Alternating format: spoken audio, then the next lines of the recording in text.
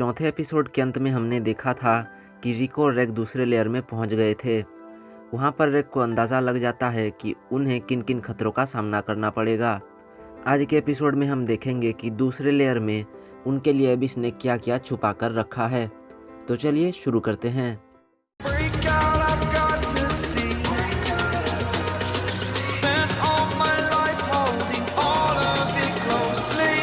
I played it innocent, a feel of discontent. I'm finally facing it all, fearless.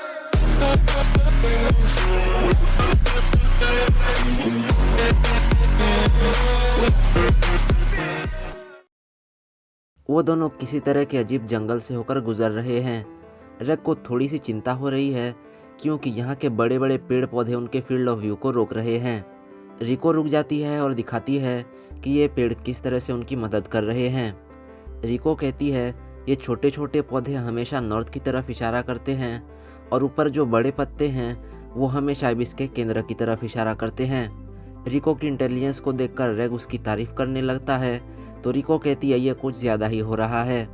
इसके बाद रिको check करने लगती है कि सीकर कैंप तक पहुंचने के लिए उन्हें किस रास्ते से जाना होगा। इतने में रेग को किसी की पुकार सुनाई देती है। रिको को बताने के बाद फिर से वही आवाज़ आने पर रेग उस आवाज़ की तरफ भागने लगता है। लगता है कि कोई मुसीबत में है, इसीलिए वो दोनों जल्दी से आवाज़ के पास चले आते हैं। हम देखते हैं कि एक केव रेडर किसी मॉन्स्टर के शिकंजे में पड़ गया है। ये देखकर रेग उसे बचाने के लिए आगे बढ़ने वाला होता है तो रिको उसे रोक लेती है। रिको को लगता है कि ये एक जाल भी हो सकता है क्योंकि जो मॉन्स्टर उनके सामने है उसे कॉर्प्स स्वीपर बुलाया जाता है।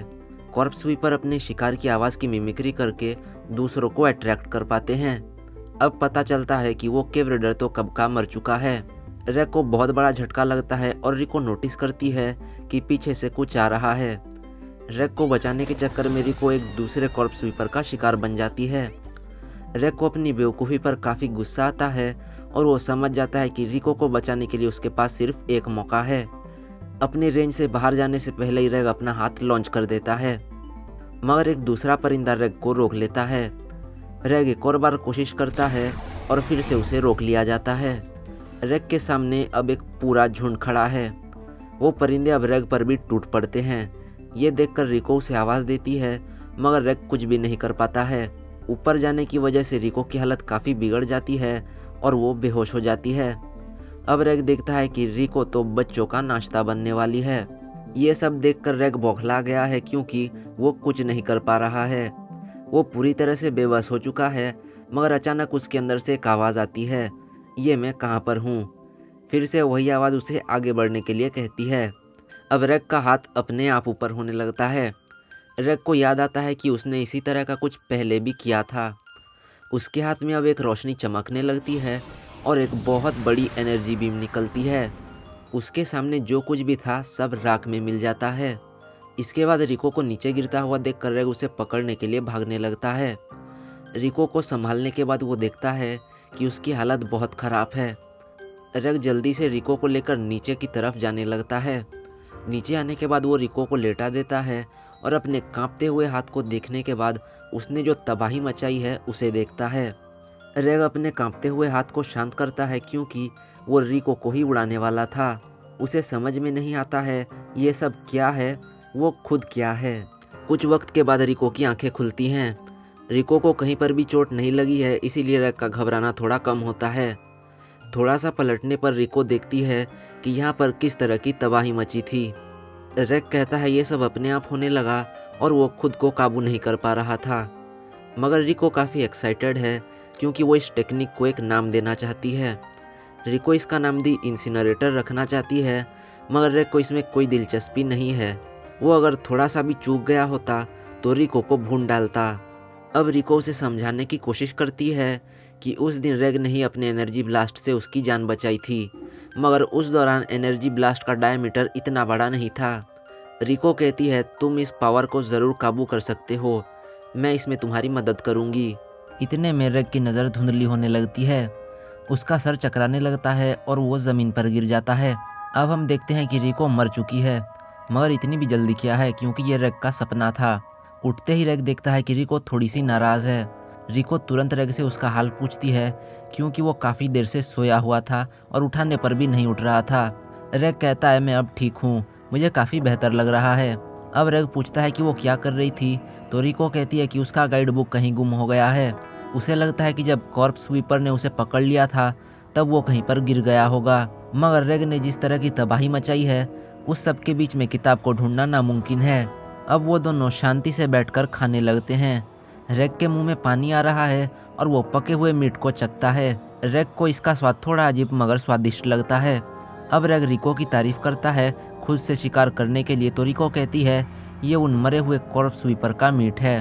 अब रेग पूछता है तुम्हें ये खाने में अजीब नहीं लग रहा है क्या? कॉर्प्स स्वीपर तो इंसानों को खाते हैं ना, अभी अभी तो हमने अपनी आंखों से देखा था। अब रिको उसे समझाते हुए कहती है वो लोग ऑर्फनेज में जो मीट खाते थे उसमें से ज़्यादातर फर्स्ट लेयर के क्रीचर्स होते थे। वो क्रीचर्स भी तो केव रेडर और दूसरे जानवरों को मारते थे। मैं जानती हूँ कि एक केव रेडर की मौत अच्छी बात नहीं है, मगर मरने के बाद वो लोग इन क्रीचर्स के अंश बन जाते हैं और उन्हीं क्रीचर्स को खाने के बाद हमें आगे बढ़ने की ताकत मिलती है। देखा जाए तो केव रेडर्स किसी न किसी तरह से एक दूसरे की मदद ही कर रहे हैं। अब रेग को समझ में आता है कि ये सब जिंदगी का एक हिस्सा है और यहाँ पर जो कुछ भी है वो सब किसी न किसी तरह से जुड़ा हुआ है। वो सब जो भी हो, रेग को खाने में काफ़ी मज़ा आ रहा है।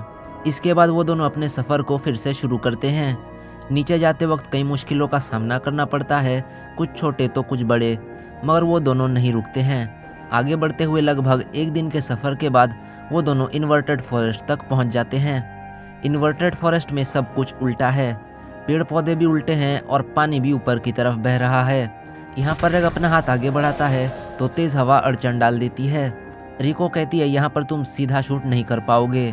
रेग समझ जाता है कि वो दोनों और इधर उधर लटकते हुए आगे नहीं बढ़ पाएंगे। आगे बढ़ने से पहले हम देखते हैं कि रिको को काफ़ी ठंड लगने लगती है। उसे लगता है कि यहाँ की तेज़ हवाएं और ज़्यादा रोशनी ना होने की वजह से ऐसा हो रहा है। रेग गर्म कपड़े निकालने की बात करता है तो रिको मना कर देती है। अब रेग अपना हेलमेट उतार कर रिको को पकड़वा देता है और अपने क्लोक को निकाल कर उसे दे देता है। अब जाकर रिको को काफ़ी बेहतर लगता है और रेग को भी कम कपड़ों में कोई दिक्कत नहीं है। हेलमेट को फिर से पहनने पर उसमें एक अजीब सा सिंबल चमकने लगता है। ये देखकर रिको इसके बारे में बताती है, मगर रेग को पता नहीं था कि ऐसा कुछ भी है। रिको को लगता है कि ये सिंबल वो जहाँ से आया है वहीं की लिखावट है। इतने में वो चमकता हुआ सिंबल गायब हो जाता है और अचानक रेग को एक पत्थर आकर लगता है। बगल में देखने पर पता चलता है कि बंदर जैसे दिखने वाले इनबियोस नामक प्राणी उनसे काफ़ी नाराज़ हैं। वो इनबियोस फिर से गोलीबारी शुरू कर देते हैं तो रेग रिको को पकड़कर पीछे हट जाता है। इनबियोस पीछा करने लगते हैं तो रेग एक मजबूत डाल देकर छलांग मार देता है। इस बार वो बंदर उन तक नहीं पहुंच पाते हैं। इनबियोस से छुटकारा मिलते ही रिको चलने लगती है तो रेग पूछता है कि क्या ये सही रास्ता है। रिको कहती है मुझे पता है सीकर कैंप किस तरफ है, तुम बस मेरे पीछे आओ। अब हम देखते हैं कि कोई और उन दोनों पर नज़र रखे हुए है। वो एक बच्ची है जो अपने मास्टर से कहती है दो लोग इसी तरफ आ रहे हैं। उनमें से एक रेड विसल है और दूसरा तो केव रेडर जैसा नहीं दिख रहा है, मगर उस लड़की के पीछे तो कोई नहीं है। सीकर कैंप की तरफ बढ़ते वक्त रेग कहता है यहाँ पर तो हवा बहुत धीमी चल रही है। रिको भी दिखाती है कि यहाँ के क्रीचर्स भी उतने भयानक नहीं हैं। रिको अब क्लैरिफाई करती है कि एबिस के सेंटर की तरफ फोर्स फील्ड का असर ज़्यादा रहता है, इसीलिए वहाँ पर रोशनी और न्यूट्रिएंट्स भी ज़्यादा रहते हैं।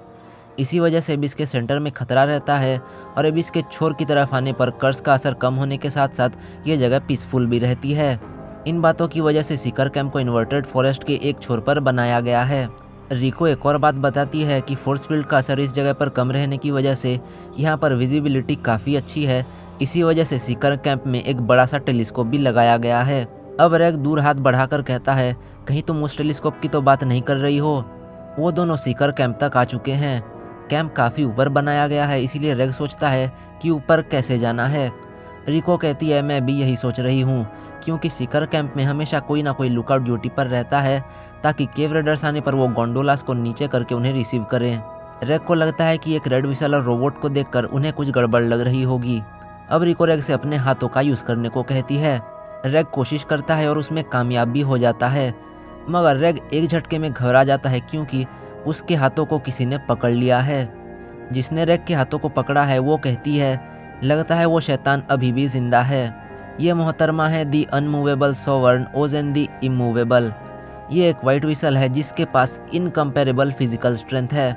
उसकी आंखों में एक रोशनी दिखाई देती है जो इन बच्चों के लिए अच्छी किस्मत लेकर आएगी, या फिर वो उनको कुछ भयानक सच्चाइयों से रूबरू कराएगी। आज के एपिसोड में बस इतना ही था, और रोज़ेन के कारनामों के बारे में जानना है तो अगले एपिसोड का इंतज़ार करना होगा। एपिसोड पसंद आया हो तो हमेशा की तरह एक लाइक कर देना, और मैं मिलता हूँ अगले एपिसोड के साथ। Thanks for watching.